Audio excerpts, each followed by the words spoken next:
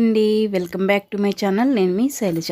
ఈరోజు నేను చాలా రుచిగా ఉండే చల్లపునుకులను అయితే చేసి చూపిస్తున్నానండి. వీటిని మైసూర్ బొండాలని కూడా అనుకోవచ్చు. చల్లపునుకులు అప్పటికప్పుడు మనం ఈజీగా రెడీ చేసేసుకోవచ్చు అండి. ముందు రోజే పిండి నానబెట్టుకోవాలి. మళ్ళీ మైసూర్ బొండాలకైతే వీటికైతే అవసరం లేదండి. అప్పటికప్పుడు ఒక 10-15 నిమిషాల పాటు నానబెట్టుకుంటే మనకి చాలా మంచి రుచితో చాలా టేస్టీగా అస్సలు ఆయిల్ పీల్చుకోకుండా వస్తాయండి. మీరు కూడా ఒకసారి అయితే ట్రై చేయండి. మార్నింగ్ టిఫిన్ బ్రేక్ఫాస్ట్లా చేసుకోవచ్చు, లేకపోతే ఈవినింగ్ టైంలో స్నాక్స్ లాగా కూడా చేసుకోవచ్చు. అప్పటికప్పుడు ఏదైనా తినాలనిపించినా ఈ విధంగా చేసి పెట్టచ్చు. పిల్లలకైనా మనకైనా చాలా రుచిగా ఉంటాయి.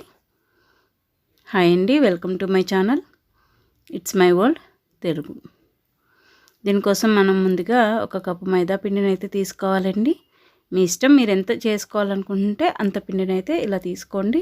అలాగే 1 కప్పు పెరుగును కూడా తీసుకోవాలి. అది పెరుగు పుల్లగా ఉండేలా చూసుకోండి. అలాగే 1 స్పూన్ జీలకర్ర, 1 స్పూన్ వంట సోడా, 1 స్పూన్ ఉప్పు వేసి దాంట్లోకి అల్లం చిన్న చిన్న ముక్కలుగా కట్ చేసుకుని ఇలా వేసుకోవాలండి.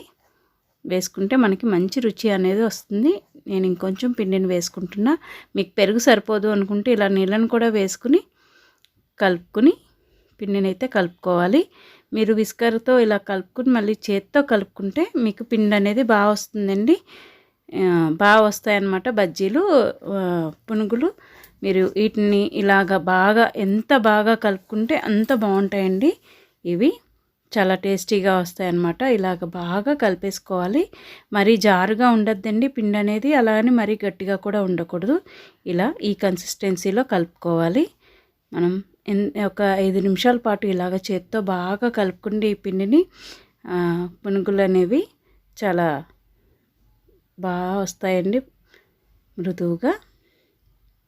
ఇలాగా లాస్ట్లో 1 స్పూను బియ్యం పిండిని కూడా వేసుకోవాలి. వేసుకుంటే మనకి బయట క్రిస్పీగా లోపల మంచిగా ఉడుకుతాయి అన్నమాట. ఇలాగా 15 నిమిషాల పాటు పక్కన పెట్టేస్తే మనకి పిండి అనేది కొంచెం ఉబ్బినట్టు అవుతుందండి. దీన్ని ఒకసారి కింద నుంచి పై వరకు బాగా కలుపుకొని స్టవ్ వెలిగించుకుని డీప్ ఫ్రైకి సరిపడగా ముక్కడు పెట్టుకుని డీప్ ఫ్రైకి సరిపడగా ఆయిల్ పోసుకుని అది కొంచెం వేడయ్యాక ఇలాగా మనం మీకు ఇష్టమైన సైజుల్లో వేసుకోవచ్చండి. ఇంకా చిన్నగా వేసుకోవచ్చు, ఇంకా పెద్దగా వేసుకోవచ్చు. నేనైతే ఇలాగా మీడియం సైజులో వేస్తున్నాను. ఇలాగా అన్నిటినీ కూడా వేసుకుని ఈ లో ఫ్లేమ్లో వేయించకూడదండి. వీటిని సిమ్లో పెట్టకూడదు, మీడియం ఫ్లేమ్లోనే వేయించుకోవాలి.